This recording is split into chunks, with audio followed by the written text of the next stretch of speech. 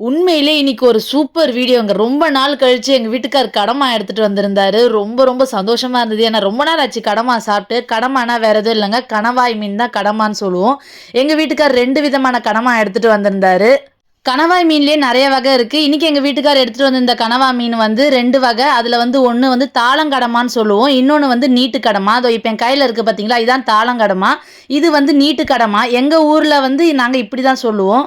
எங்க வீட்டுக்கார் ஃபர்ஸ்ட்டு கணவாய் மீன் பிடிக்கிறதுக்காகவே வலை வச்சிருந்தாரு. அதனால அடிக்கடிக்கு கணவாய் மீன் சாப்பிட்டுக்கிட்டு இருந்தோம்.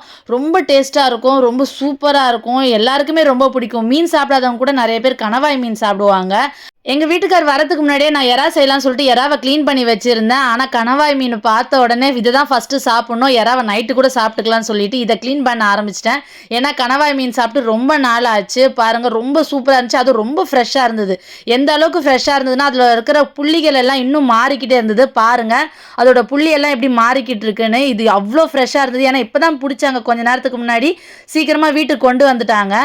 கணவாய் மீன் செய்யறது என்ன பெரிய விஷயமா அப்படின்னு நீங்க நினைக்கலாம். ஆனா இன்னைக்கு நம்ம கணவாய் மீனை முட்டையோட சமைக்க போறோம். ஆமாங்க, இதை பாருங்க, இதான் கணவாய் மீனோட முட்டை.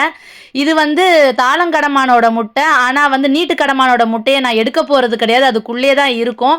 அதை எப்படி செய்யலாம்னு சொல்லிட்டு பார்க்கலாம் வாங்க. நான் கணவாய் மீனை க்ளீன் பண்றதை அப்புறமா காட்டுறேன் அடுத்த வீடியோல. பாருங்க, இந்த நீட்டு கடமால இருக்கிற முட்டையை நான் எடுக்கவே இல்லை. அது அப்படியே தான் இருக்கு. உள்ள பிளாஸ்டிக் மாதிரி ஒன்று இருக்கும் பாருங்க, அதையும் நான் எடுக்கல. ஏன்னா அதை எடுத்துட்டா முட்டையெல்லாம் கலங்கிடும். அதனால நான் அதை எடுக்கல. தாளங்கடமான மட்டும் துண்டு துண்டா வெட்டிக்கிட்டேன். ஆனா அது கொஞ்சம் ஹார்டா இருக்கும். நீட்டு கடமை ரொம்பவே சாஃப்டா இருக்கும். கணவாய் மீனை நிறைய விதத்துல சமைக்கலாம். ஆனா இன்னைக்கு நான் சமைக்க போறது ரொம்ப ஈஸியா இருக்கும். பாருங்க, நல்லா க்ளீன் பண்ணியாச்சு. க்ளீன் பண்ணிட்டு மஞ்சத்தூள், உப்பு, அப்புறம் குழம்பு மிளகாத்தூள், நம்ம ரெகுலரா மீன் வறுக்க யூஸ் பண்ணுவோம்ல அதே தூள் தான் போட்டு நல்லா பெனஞ்சாச்சு. இதுல தண்ணி எதுவும் சேர்க்கக்கூடாது. ஏன்னா அதிலே தண்ணி விடும். இப்போ எண்ணெய் சூடான உடனே இதை அப்படியே கொட்டிட்டு கிண்ட வேண்டியதான். முட்டை வறுக்கும் போது எந்த அளவுக்கு வெடிக்குமோ அதே மாதிரி இந்த கணவா மீனை வறுக்கும் போதும் வெடிக்கும். அதனால முடிஞ்ச அளவுக்கு அடுப்பை ஸ்லோவா வச்சு சமைங்க. தட்டை போட்டு மூடி வச்சு சமைங்க.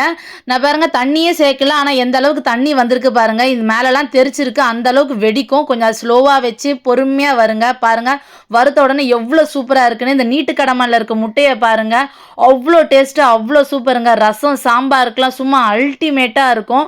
அப்புறம் என்னங்க, டெஸ்டிங்க்கு நம்ம ஆள்கிட்ட கொடுத்தாச்சு. என்னம்மா ஃபுல்லா முட்டையா இருக்கு அப்படின்னாரு. ஆமாப்பா, நீ சாப்பிட்டு காமி அப்படின்னு சொல்லிட்டு சொன்னேன். பாருங்க, நான் அந்த உள்ள பிளாஸ்டிக் மாதிரி நீட்டா இருக்கும்ல, அதை எடுக்கவே மாட்டேன். ஏன்னா முட்டை இருந்தால் மட்டும் அதை எடுக்கக்கூடாது. அதை எடுத்தா முட்டையெல்லாம் கலங்கிடும். இப்போ பாருங்க, அவர் முட்டையை எடுத்து காமிப்பாரு. எந்த அளவுக்கு அது சூப்பராக இருக்கும் பாருங்க, வெளியே வருது பாருங்க. இதான் கணவாய் மீனோட முட்டை. அவ்வளோ டேஸ்டா இருக்கும். ட்ரை பண்ணாதவங்க கண்டிப்பா ட்ரை பண்ணி பாருங்க. கணவாய் மீனை முட்டையோட எப்படி க்ளீன் பண்ணணுன்றதை நான் அடுத்த வீடியோல காமிக்கிறேன். கண்டிப்பா பாருங்க. இதுக்கப்புறமும் வெயிட் பண்ணிக்கிட்டு இருக்க முடியாது. நானும் போய் சாப்பிடணும். அடுத்த ஒரு நல்ல வீடியோல பார்க்கலாம்.